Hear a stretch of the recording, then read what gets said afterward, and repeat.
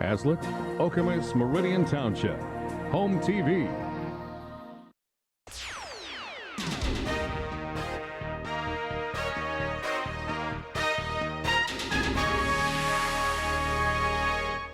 Hello and welcome to another edition of Open Line. I am your host, Destin Kaufman, coming to you from the Hazlet Okemos Meridian Studios right here in Meridian Township. Domestic violence is the leading cause of injury to women, actually more than car accidents, muggings, and rapes combined. Here to discuss this tragedy this evening is, first I'd like to introduce Erica Schmidl. She is with MSU Safe Place. Rachel Burzak, she is the Community Relations Coordinator with EVE. Bonnie Buckaroo, professor at MSU with media and domestic violence in the media. And then of course Judge Boyd, he is the domestic violence court judge for the 55th District Court. Thank you all very much for being here. Thank you for having me. I guess maybe we could start off and introduce yourself, just tell us a little bit about who you are and why you are where you are, if you'd like to start. Sure. So I'm Erica Schmidl with MSU Safe Place and the CARE program. MSU Safe Place is the relationship violence and stalking program on the campus of Michigan State University. We serve both MSU and the greater Lansing communities. I also work closely with the CARE program, which is the post-arrest response team for survivors of domestic violence in Ingham County. So we go out after a domestic violence arrest, talk to the victim of the crime, let them know that there's resources available to them, they're not alone, and there's people that care about them. And I receive all the referrals for individuals that are MSU affiliated. So. Right. Student, staff, faculty, their partners that have had contact with the police due to domestic violence. Gotcha. Wow. Rachel. So I am the Community Relations Coordinator with EVE. We are the domestic violence shelter and support system for Ingham County. And so I focus on community education, prevention work, and awareness and outreach. So letting the community know that we're out there and what we do, and then teaching people about healthy relationships, how to identify warning signs of domestic or dating violence, things like that. Good. We're going to get into that a little bit right away. Awesome. So, Bonnie, please. Well, I teach journalism at Michigan State University, and I was the coordinator for the Victims in the Media program for many years. Prior to that, I was the assistant director for the National Center for Community Policing and did a lot of consulting with VAWA, the Violence Against Women office in Washington. In fact, helped write curriculum for community policing and domestic violence. And I am myself a former domestic violence victim, so I sort of come full circle on all these issues. Right. And I recognize your voice now that I'm hearing you talk. Nobody ever sees me. I'm hearing it. Yeah. Judge. Well, I'm the Chief Judge of the 55th District Court, and one of my responsibilities is to handle all the domestic violence cases that are assigned to the court. The 55th District Court is all of Ingham County, except for the cities of Lansing and East Lansing that have their own district courts. Right. So that includes all of Meridian Township. We work closely with the CARE program, which is active in Meridian Township, and with EVE and Violent Encounters, which not only has the domestic violence shelter, but they also have the Mason Domestic Violence Support Unit, which is the unit of EVE that provides support to survivors of domestic violence as they go through the court system. Right. So just this morning I was in court, and Sarah Tunney, who's the advocate from the Mason Domestic Violence Support Unit, was there with a victim, helping her, supporting her while she testified against her assailant in court. So it's kind of a partnership with the government and a lot of non-governmental organizations in the community, striving for what we call a coordinated community response. I'm not sure we always hit it on the mark, the coordinated community response, but it's what we're working towards. That's everybody on the same page to provide education has been discussed, to provide information has been discussed, and to eventually, try and end what we're doing, trying to end the domestic violence that's occurring in our community. Right. Maybe we can just begin and feel free to jump in. The perception of what domestic violence is, you always see it portrayed in the movies or on television. It's a thuggish guy, tattoos, but there's so many other aspects to domestic violence. Maybe we can go and what exactly is the definition of domestic violence, and when have you crossed the line into that realm? you want to jump in? You're ready to go. Sure. So domestic violence is a pattern of power and control that one person uses in a relationship to gain or maintain power and control over another individual. And many tactics can be used, and that can be the physical violence that we might think of, the victim or survivor receiving a punch to the eye and getting that black eye. But there can be so many more aspects to it beyond the in addition to the physical violence. It can be economic abuse, where one partner is controlling the money in the relationship. It can be isolation, moving the family from one state to another, so now they don't know anybody, they don't know who to call for help. It can be names, name calling, put downs, humiliation. It can really take a variety of forms, and we do a lot of prevention education at Safe Place, and along with Eve and Rachel, who does prevention education, we really want to get those warning signs out there and those non-physical tactics out there, so that people know that if they're experiencing those, that can be domestic violence, and that the physical violence may be coming later on down the road if they're experiencing these other tactics. Okay. Now, is that something typically, and I guess Rachel or any of you, is that something you typically see, that it starts and it always goes that way? I mean, could you be just verbally abusive and never transfer into the physical abuse? Yeah, so to kind of build off what Erica said, the physical violence is definitely much less common than emotional verbal abuse that we see. So a lot of the more common tactics that survivors we work with experience often don't leave those physical marks, those scars, and a lot of them will say we would much rather prefer those as opposed to the emotional scars that the psychological abuse leaves. And so from the outsider's perspective, we see that black eye, we see those scars, and we think of those as kind of static, violent incidences. But domestic violence and relationship violence is very dynamic. It's multifaceted, and there are different levels and intensities of each of those tactics that can be used in a variety of ways all at the same time. One being a physical manifestation of the violence. Right. But often when we dig underneath that one piece, we find all of these other things, financial abuse, and not necessarily controlling actual money, but maybe controlling, keeping you up all night so that you can't go to work the next day, things that affect indirectly or directly, your capability to provide for yourself, things like that. So it's a lot more complex than what I think people see from the outside. Right. Do you feel, because you specialty in media, because I don't feel like this is something that we really talk about that much. No. I mean, you see, there's drunk driving billboards, drunk driving commercials, drunk driving this, and maybe you'll see a billboard here and there about, do you feel somebody's being abused? Call this number. But one of the stranger things in the culture is, if you look at pop culture, if you watch CSI long enough, you don't see domestic violence. You'll see sexual crimes, you'll see serial killers, they're very sexy, right? Domestic violence is not sexy. Domestic violence is very frightening. In my first marriage, which occurred many years ago, I discovered about a year after I had been married that my husband had been quite violent in his youth. He had almost choked a boy to death on the playground when he was about 11 or 12 years old. And he had a really violent streak that I was simply not aware of. I didn't believe it would ever be turned on me, and almost immediately it was. And I found myself in circumstances where I looked into the eyes of somebody and realized that person might kill me.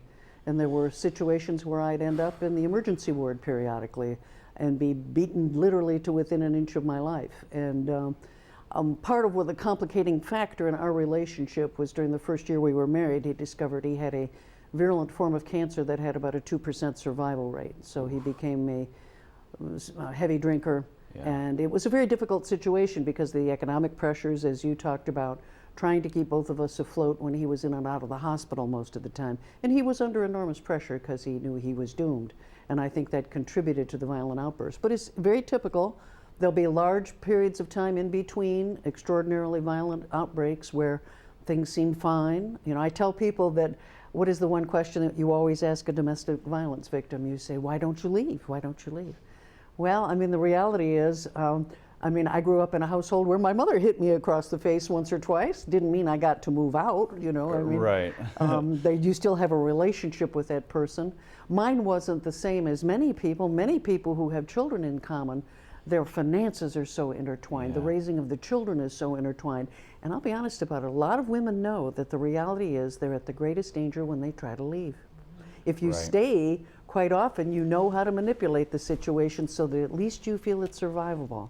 But it's when you are not, when you're trying to get away from that person, that's when you're actually at the greatest risk.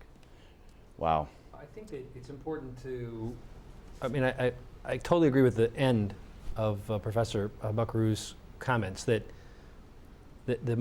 sometimes, and when I started this 9 years ago, I didn't have any history as a prosecutor or a defense attorney in domestic cases. I mean, I was a prosecutor in the Attorney General's office, and I did white-collar crime and, you know, abuse of power from public officials, public corruption cases. Right. So it was all new to me. And I had the same impression. Well, why doesn't she leave? And the fact that that is the most dangerous decision, sometimes the right decision if it's carefully made with expertise, with support from people like Eve, but it's a very dangerous decision. I totally agree with that. But I'd like to just, I think that the gentleman, the individual who had anger issues as a youth, that's atypical for domestic violence. My experience is... He was not typical. My experience is it's the opposite. The man who exercises power and control over his intimate partner, usually a female, but not always, is really kind of put together. And from the outside, they don't look like someone who had trouble. They didn't have trouble as a youth. They didn't get trouble in school. They probably have a good job. They probably maintain that job. Control is what they do. So they don't lose their temper with anybody else. I even ask them that. They say, I just lost my temper. And I say, well, did you ever lose your temper at work? Well, sure. Did you ever hit anybody at work? Well, of course not. Did you ever lose any temper when you got a speeding ticket and you saw a police officer? Well, yeah, that bothers me. Did you ever punch a police officer? Of course not. It's because they're in control. And as a matter of fact, that really is the main disorder is the wrong word because it gives too much credit. It suggests that it's a problem that needs, a disease that needs to be cured. Right. That's the pathology, the sociology that we need to fix, is that men are raised to, you know, stand up, be a man. You know, shake it off, be a man. You're in control of the situation. So when they get into an intimate partner relationship, they believe it's either their right or their responsibility to control the life of their intimate partner. And when that intimate partner does the outrageous thing, and that is demonstrate that she's actually an individual who might have her own mind and might make her own decisions. Shocking. It's a challenge. It's a challenge to the control that that gentleman believes he has a right and or a responsibility to have.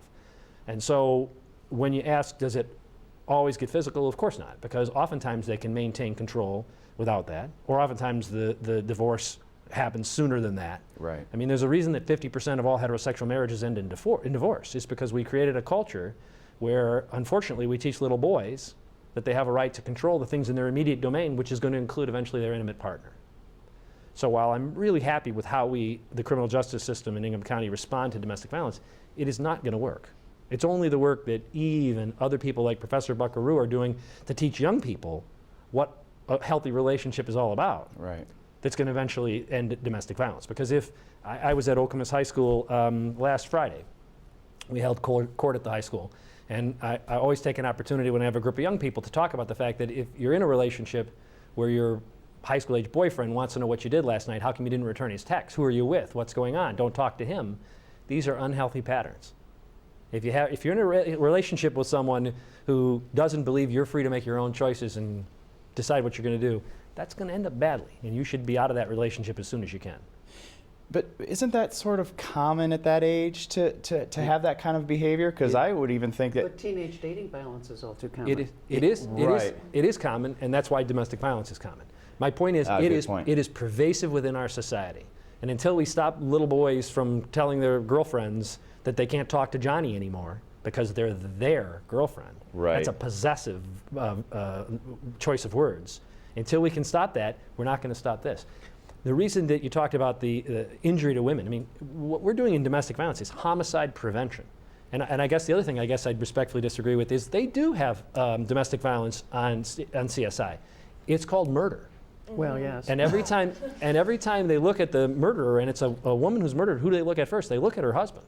And why is that? It's because the statistics are that he's most likely to have done it. Right. And that more often than not is an outgrowth of an imbalance in the power and control in that relationship. It's a pervasive pattern of power and control, like Erica said, that starts the whole thing off. The power and control model is very common, and that is the prevailing model for most of the domestic violence that we see. One of the things that I think our culture has become uncomfortable in talking about is that, as you were talking about, if little boys are raised to be kings who are the king of their domain, and that they are perceived as the one to whom we should be deferential, we see that traditional values about male-female roles and hierarchical roles play into that whole problem. And this idea that somehow you're going to fix an adult, we really need to do a better job of dealing with kids in elementary school, and the way in which what we pass off as sort of childish bullying or just the way boys and girls are, this often is a cover for behavior that really needs to be stopped early.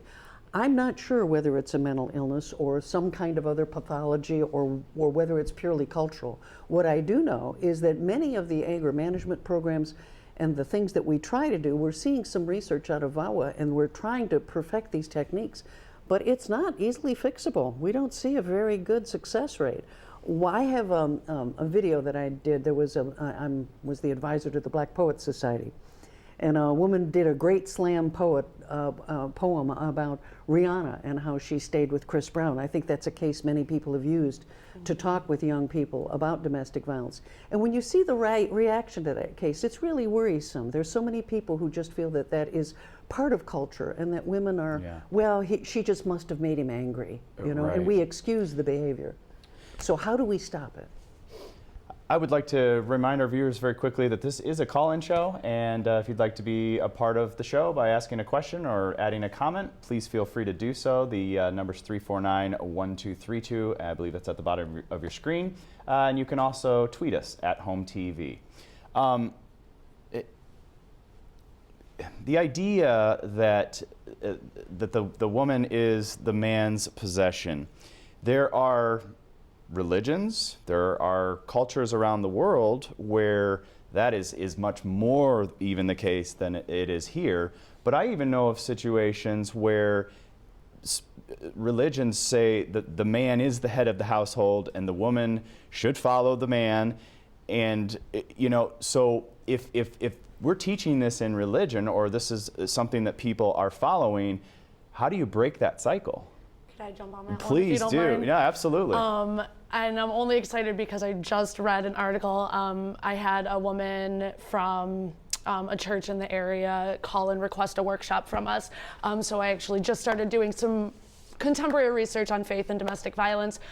And the interesting thing that I found is referring to those quotes. The one that immediately pops into my head is a metaphor from the Bible where Jesus is describing a man and a woman being like Jesus in the church, and it's a metaphor, you know, for that religion and following that religion. So in the same way that a cult leader or a politician who wants to maybe stress a certain point of view, it is very easy to pluck something out of context and use it in a way that you see fit for your own agenda. And I find working with survivors that come from a particularly religious household or family, that is one of the tactics that their abusers would use against them, is say, oh, well, you know, Jesus said that that you're my helpmate, that you need to do X, Y, and Z. And that's not true. That's taken out of context. Right. We had a situation in community policing where a police officer in Dearborn, where there's a very large Muslim population, had been following up on a rash of robberies that had taken place at convenience stores and liquor stores in the area, many of whom were owned by members of that community. And he was speaking to a man who owned one of those stores who was considered a leader in the community. And his wife interjected and started to talk about how, oh, no, honey, remember when? And he turned around and smashed her in the nose. And the police officer was so stunned because it was not exactly the behavior that he expected. You're not expecting that, no. No, and you know what he elected to do, which was very interesting? He didn't do anything. He didn't arrest him. he felt that somehow he had to be culturally sensitive and to try to maintain a relationship with the community, he shouldn't intervene. We had many discussions about that in the community policing workshops that we did, and we very quickly reached the conclusion, no, when you live here, there are certain rules and laws, and if you behave that way in front of a police officer, that's behavior that we have to stop. Complicated. Yeah, I mean, it really is, because it's a cycle. I mean, you know. Yeah, but it's going to stop one person, one generation at a time. Nothing like this changes quickly. Right. And certainly religion and cultural religion, as opposed to religious religion, are things that we deal with. It's interesting. I have a daughter who's 25, and she recently saw on Facebook a relative wasn't going to let her 5-year-old have a Barbie. And she wrote me, texted me and said, I had Barbies when I was a kid, didn't I? And I said, yeah. And she said, well, what's this about on Facebook? I said, well, I mean, some people see this as a sign of all the things that are wrong with over-sexualizing children and using the sort of indicia of culture to create a place for women and keep them in that place. Right. And I said, but your mother and I didn't see it that way. We saw that as just one tool that could be used any number of ways. And so the fact that, you know, your Barbies always had a tennis racket or always had a law book or always had something else was the way that you experienced that tool, not as somebody in a bikini who, you know, I mean, it's an imperfect tool by far. I'm not saying it's not. But the point is that it is what you make of it. Right. And so a lot of things are like that. And so, you know, one at a time, through conversations like this and the people that are watching us, we'll have people who maybe approach things slightly differently, and eventually you'll have children who didn't understand it. And I guess should get to the point. She then sent me a BuzzFeed post, and it was 15 or 20 print advertisements from probably anywhere from 40 to 60 years ago.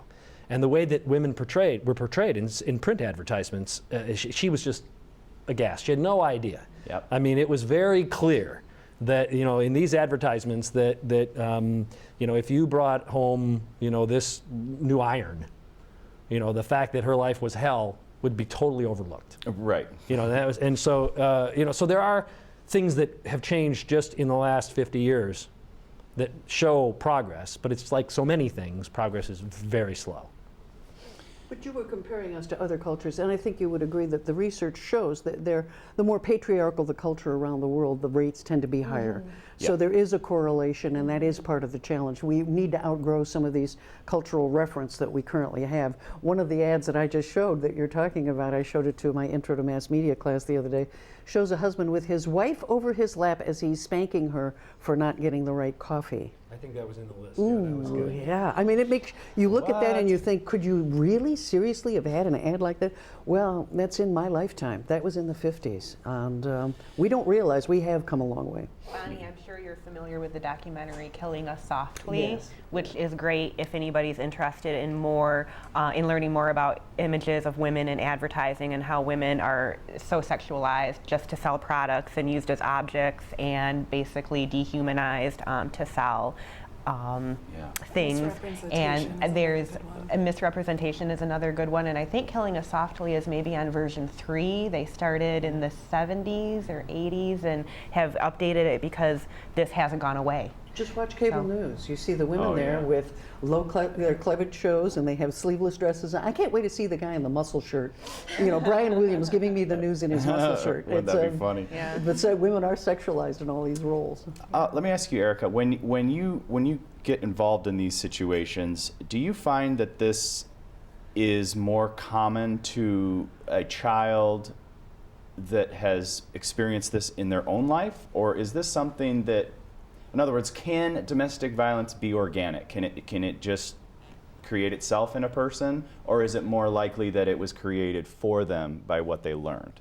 Right, so we do believe that domestic violence is a learned behavior, but whether the individual who is abusive learned that in their own home by seeing their father abuse their mother, or whether they learned it in this cultural soup that we all live in because they see women represented in advertising as objects, or they see women in music videos as sex objects in bikinis, that can really be up to the individual how they learned those messages. And thank God not all men are violent, right? Right. That not all men are absorbing these images and taking in these lessons and believing that they can treat their partner as less than they are. But unfortunately, some individuals do imbibe that message.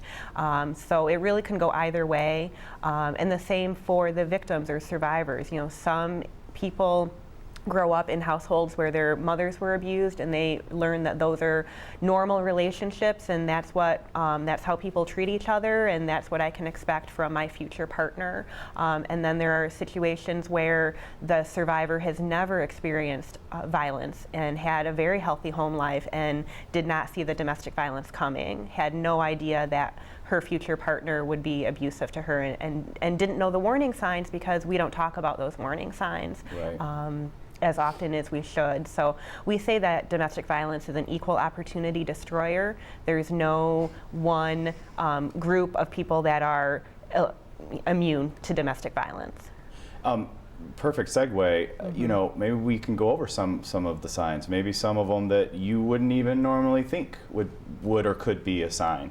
Any of you who know them well, feel free to kind of jump in, because I mean, you know, my parents argued, and I argue with my wife sometimes, and so where's that line? Yeah. You know, where does the line get drawn as far as maybe we're getting into the realm of abuse a little bit? You know, we could probably all argue amongst ourselves, but you know, there's a difference between having a disagreement and exercising power and control over someone.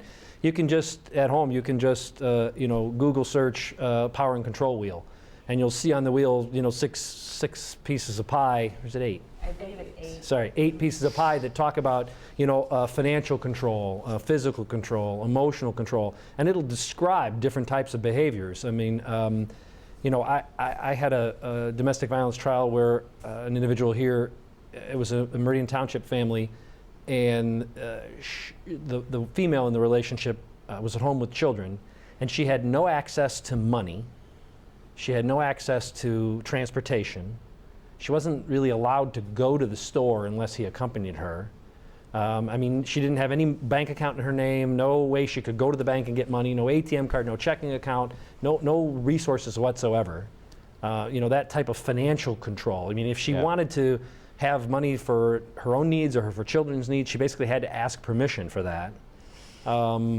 You know, so there's imbalance. I always think of it as just think about the scales, you know, and it's just that the scales are tilted too far in one individual's direction.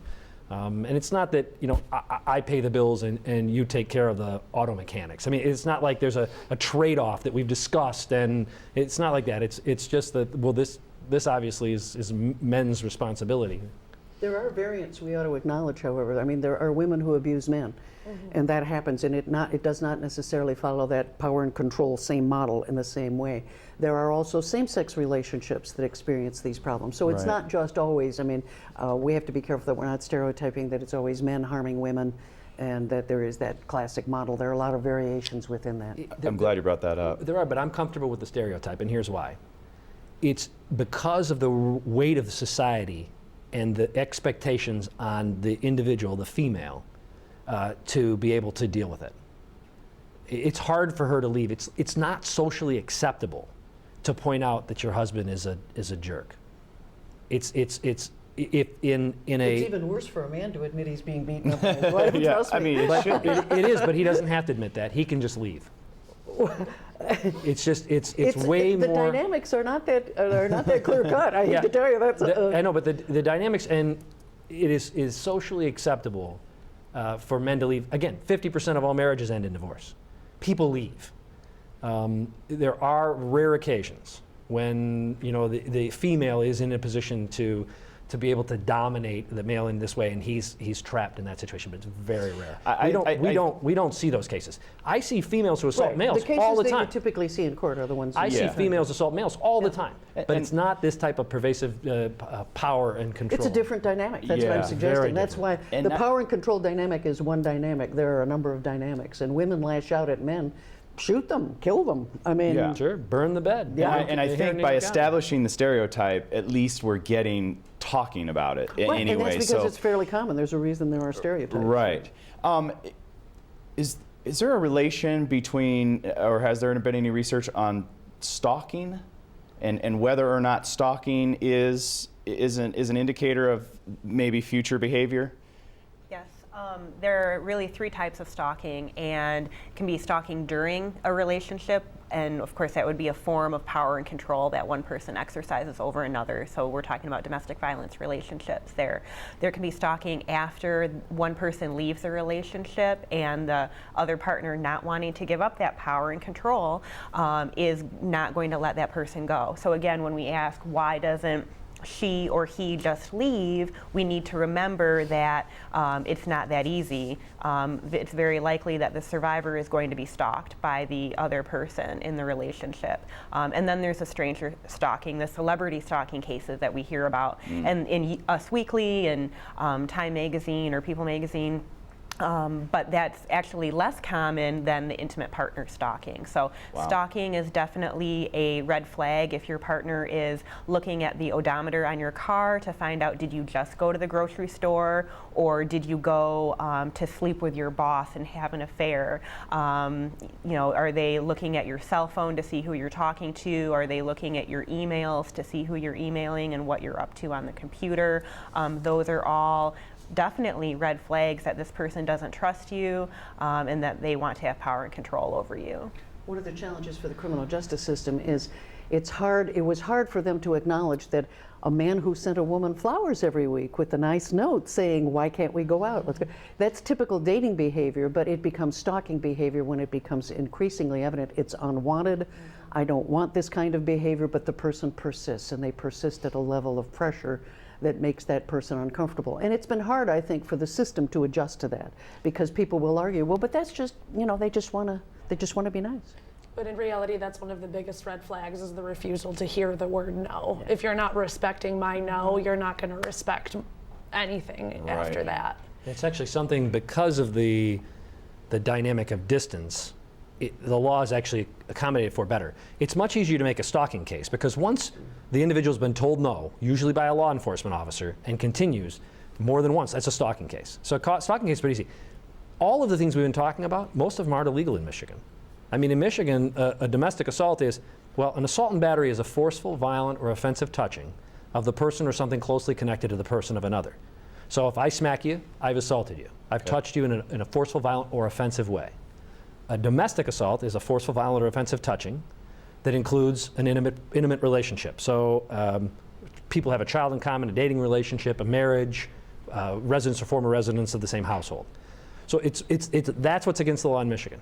To deprive your intimate partner of any access to cash, to essentially make her a prisoner in your own home, that's not against the law in Michigan. So all of the dynamics that we're talking about, of the pervasive, so one of the interesting things about stalking is it's a much easier case for law enforcement to make. Isn't it true that don't we have a cyber stalking law in Michigan so that we can prosecute cyber stalking? The stalking, again, the stalkings are once you can document the person's been told to stop And hasn't. and it doesn't, then you can make a stalking case. So yeah, I agree. So any kind of stalking case is oddly easier to make than an intimate partner violence case, or I should say a domestic violence case where there isn't a physical violence. I mean, we had that trial that I mentioned earlier in Meridian Township. The allegation from the prosecution was that the defendant punched his wife in the face with a closed fist, and he was acquitted. And I always go back and thank the jury for their service and ask if they have questions. And I thanked them for their service and asked if they had questions, and they said, what can we do to make sure and they used a word I won't use here, the blank doesn't do it again. And I said, okay, wait, I think we need to step back a minute. You just acquitted him. They said, well, yeah, we didn't believe that he punched his wife with a closed fist in the face on that day. The prosecutor didn't prove that beyond a reasonable doubt. But is he a bad guy? Yeah, clearly. And what can we do as a society to stop him from treating his wife the way he did? So it's a real shortcoming in the law. The jury knew that there was something wrong with that relationship. One of the cases in Lansing that I was so pleased with was one of the officers who had a beat area that he was responsible for, had a woman in that area that they suspected was being beaten. And she had a young child and she was in the home. And he worked with a group of women in the community who began going over and talking with her and offering to help her and reaching out to her. She became so uncomfortable because her husband was not happy with these interfering women that they moved, as you talked about. They followed her. They didn't care. She wasn't in their beat anymore, but they kept the pressure on her until they were able to persuade her to leave and get to a shelter.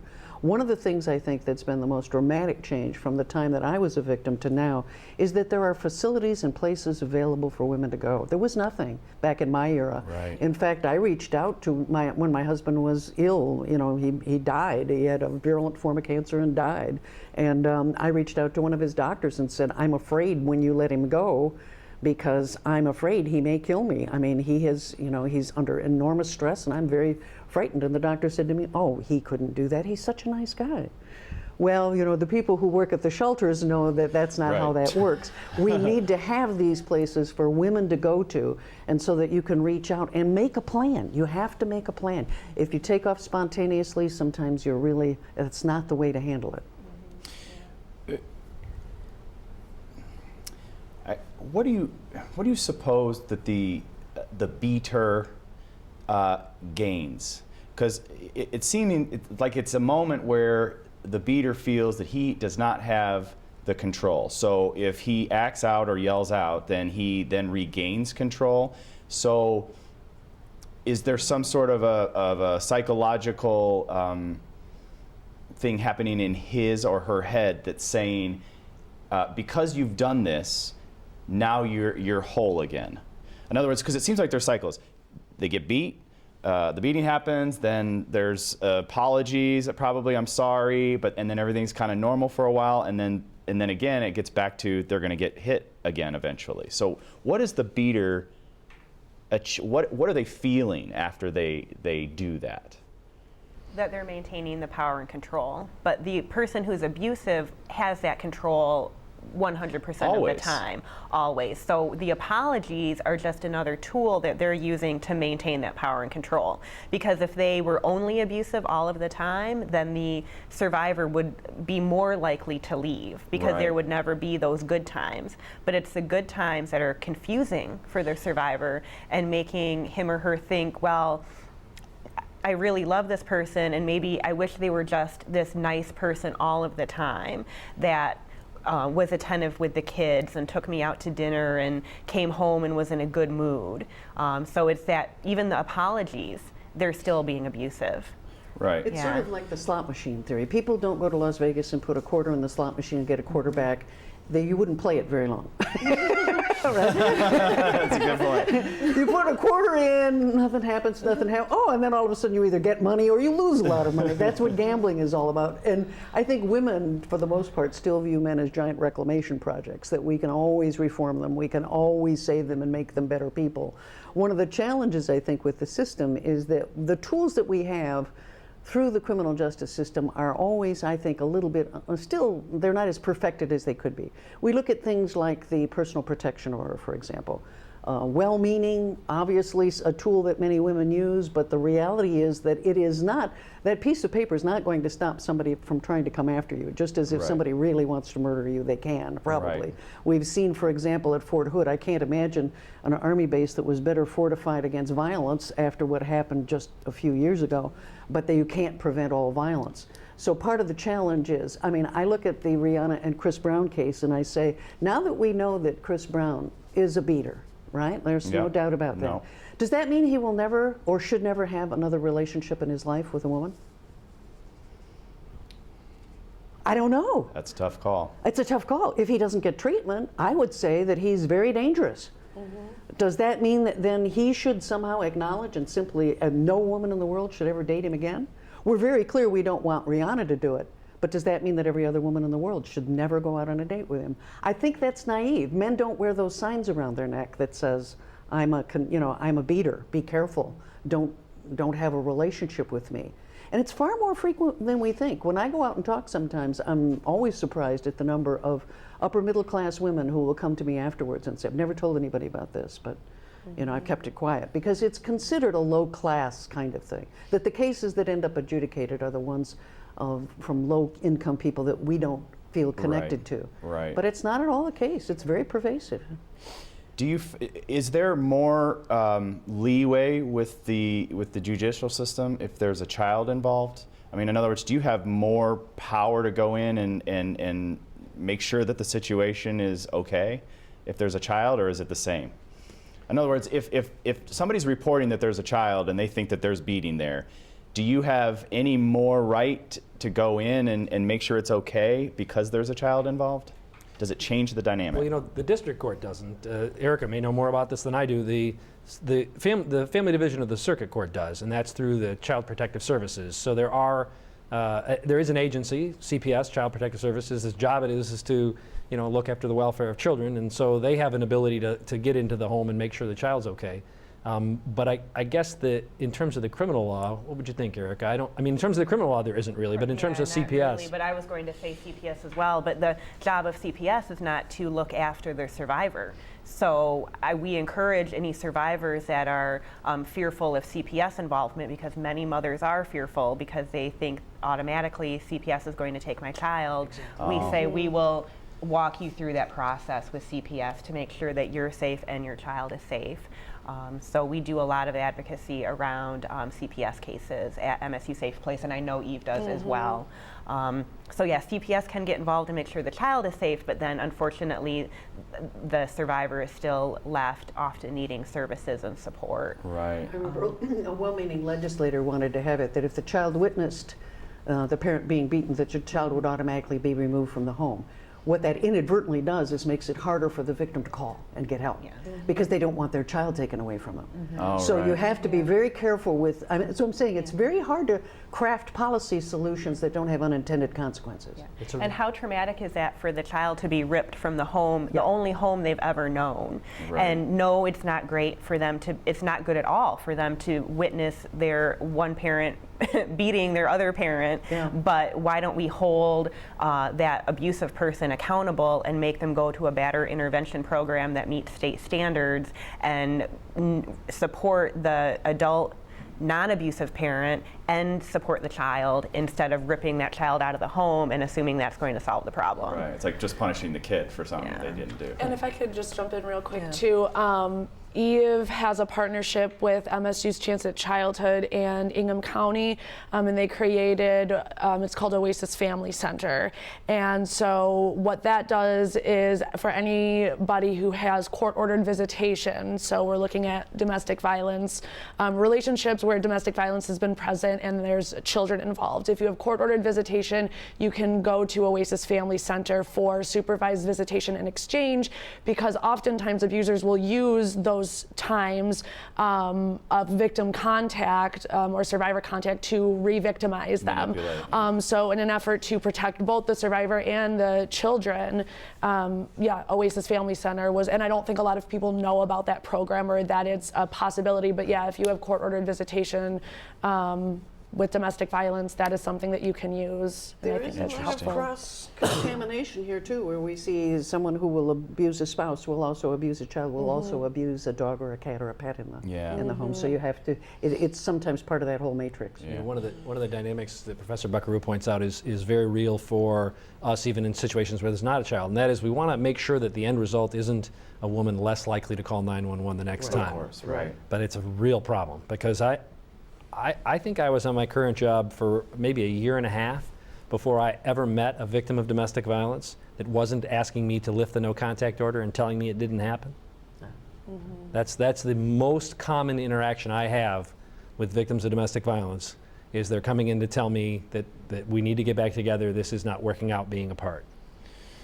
And I think recanting is such a normal part of victimization, because it's embarrassing to admit to other people that this happened. It's disruptive to your life, because now everybody knows about what's going on in your personal situation. Your partner it may be losing their job because they've been arrested, they've had to spend some time in jail, people are judging you. I mean, and so it's so common for people to come into court and say, it never happened, I'm fine, we love each other. I think there was recently a case with a football player that punched his girlfriend in an elevator in Las Vegas and was arrested, and I think the next day they got married. I had recently heard about that on the news, and that's such a common part of victimization, and we need to understand that and understand the reasons behind that and not blame the victim further for those reactions. or think that that means that they're lying or that they don't know what they're talking about or that they're confused, because it's very possible to be victimized by relationship violence and still love the person that's victimizing you. Right. Those two feelings can coexist within one being very easily. And like we kind of touched on earlier, survivors don't necessarily want the relationship to end. They just want the abuse to stop. They see a glimpse of what could be a really amazing person and they want to try to bring that out, you know. So I don't want this person to go away. I love this person. I have a child with this person. I've shared my life with this person, whatever. I don't want that to go. I just want him to stop hurting me. So if there's a chance for that, you know, that's where we get the recanting. And it takes an average of 7 to 10 times of a woman or a survivor attempting to leave before they leave permanently. So it's not a one-time deal. It's a constant back and forth of recanting, packing, unpacking. There was a woman who used to speak at some of the classes that I did. You'd attended some of the trainings that we did through the Victims in the Media program. And it was one of the sadder cases that I had ever run into. She had a teenage daughter. Her daughter went to visit her real biological father during the summer. During that time, this woman, and her name was Olga, but I won't give her last name, she fell in love with a somewhat younger man, and they had a whirlwind romance, and he moved in. And then one day he became extremely violent, and she went to court. She did all the things you were supposed to do. He was put into anger management. She made a plan. In the meanwhile, her daughter came back from Texas and she wanted to move him out. She found an apartment for him. She did a plan, and when he came home from his anger management class, she explained to him that she wanted him to leave, and he began to make threats, and she began to get nervous. She started to move to the phone to dial 911. He ripped the phone off the wall. She had told her daughter to make sure, just stay in your bedroom, I'm gonna get him out of the house tonight. Her daughter walked into the kitchen and he grabbed a butcher knife, plunged it in her daughter's heart and killed her in front of her. Oh my God. I mean, this is the kind of thing that can happen. And the horrific guilt that she felt by having brought this man into her home and have this happen to her daughter was something that she will live with for the rest of her life. I mean, these are the dangers that we're living with, and it's... And you mentioned a good red flag there, which is a whirlwind romance. Yes. Because anytime a relationship starts quickly and is just taking off at rocket speed, that is a red flag. People really need to take the time to get to know each other, and abusers don't want their partner to see the full picture. They just want to present one side of themselves for a short time as possible, get that person hooked in some fashion or other, whether it's marrying the victim, getting her pregnant, signing a lease with her, doing some other kind of financial entanglement, and then that's when the true individual is, the true characteristics of the individual are going to come out. I can't tell you how happy I am that you said that, because I have seen that. Very close to me, I have seen that. Rush to a relationship, rush to a marriage, and it's very interesting. I worked with a woman who discovered that not only was that news to her, but that he'd been married 3 times before, and it's that kind of thing. And he had never told her about any of those marriages. They had children in other places. Wow. So there's some master manipulators out there. Yeah. Tactics, marriage and children are tactics. Yeah, I mean, you got to get to know somebody. I mean, we got about 10 minutes left. Do you feel that there is a reasonable success rate for an abuser to be rehabilitated? So people ask me that, especially when I do high school presentations, kids always ask, this is one of the biggest questions they ask is, so let's say they do this, can they change? And I try to use the analogy of somebody who's maybe an alcoholic or a drug addict in that they have to an abuser really has to want to change in order for that change to take place. You have something has to happen. You have to recognize the pain that you're causing to your child, to a family member, something, and you have to enter that batterers intervention program. You have to do it for a long time, and you have to be committed the whole way through, and you have to be committed once that program is over. I mean, you have to live your life, the rest of your life, as a recovering abuser. I mean, I haven't looked at the research recently, but I know the VAWA research was kind of discouraging. I mean, it was about a 15% success rate and Yeah. about an 85% recidivism rate in some of the more successful programs. There's some programs that are really just not effective at all. And part of the challenge is we need to invest more in the research to find out what works and what doesn't. Because we should stop sending people to programs that don't work. We need to send them to programs that do. And we're learning more and more about what that takes. Well, there are 3 programs in the Lansing area that meet state standards. That's prevention and training services, cognitive consultants, and groundwork counseling. So, no, there are many programs like anger management. That's not a batterer intervention program. There's many programs that don't meet state standards. They're not 26 weeks long. They don't focus 100% on domestic violence and accountability. So yeah, and even then, it's no guarantee because, like Rachel said, it has to be the person having a commitment to change and not just going through the motions to get their completion certificate. I think you have to define success. I think a very small percentage of men involved in physical altercation for which they're held accountable, that they go through a program and find enlightenment. But I think there's a much larger percentage of men, and our recidivism numbers aren't nearly that grim. There's a much larger percentage of men that go through that are held accountable, and they go through a batterers intervention program at one of the 3 agencies in mid-Michigan, and they don't recidivate, meaning they don't get convicted of another crime. Now, does that mean that they've changed? Probably not. But what it means is that they've been able to understand where the line is that they cannot cross. Right. I guess we can be optimistic and say that means they don't cross it. We can be pessimistic and say they figured out a way to cross it without getting caught. Right. And I don't obviously, there's no way to know the difference. I mean, crime statistics are a very imperfect measure of what's going on in society. But we have a repeat offender group, and I tell them that I don't care whether the light goes on and they have an epiphany and see the right way to live, or if they realize that I am just way too much trouble to deal with. I want them to stop hitting their intimate partner. That's my goal. And so it'd be great if they figured out there's a better way to live. Yeah. But if they're doing it because they're afraid of me, I'm fine with that too. Yeah, absolutely.